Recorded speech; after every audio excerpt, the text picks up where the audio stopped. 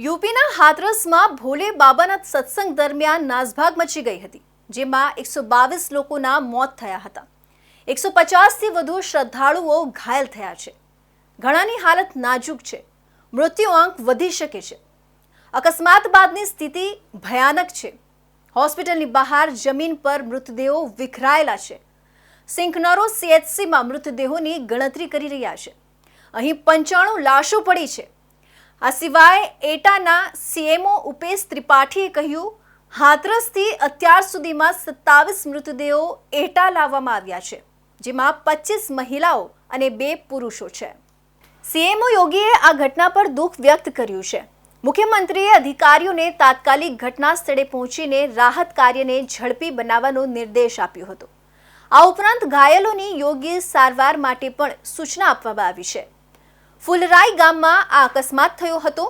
અકસ્માત બાદ કોઈક રીતે ઈજાગ્રસ્તો અને મૃતકોને બસ ટેમ્પોમાં ભરીને હોસ્પિટલ લઈ જવાયા હતા।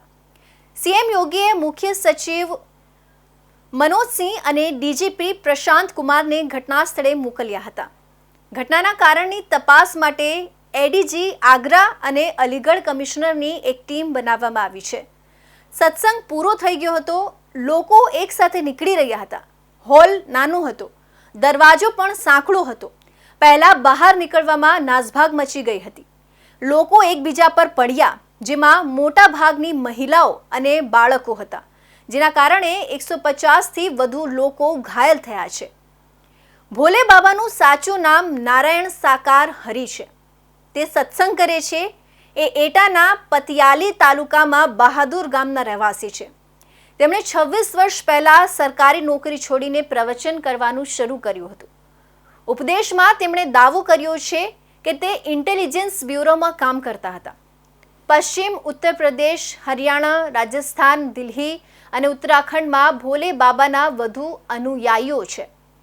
અકસ્માતોમાં મૃતકો અને ઘાયલોની સંખ્યા એટલી વધારે છે કે હાથરસની આસપાસના જિલ્લાઓને પણ એલર્ટ કરી દેવામાં આવ્યા છે।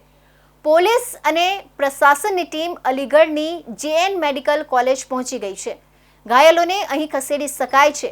મૃતદેહોને પણ પોસ્ટમોર્ટમ માટે મોકલવામાં આવશે।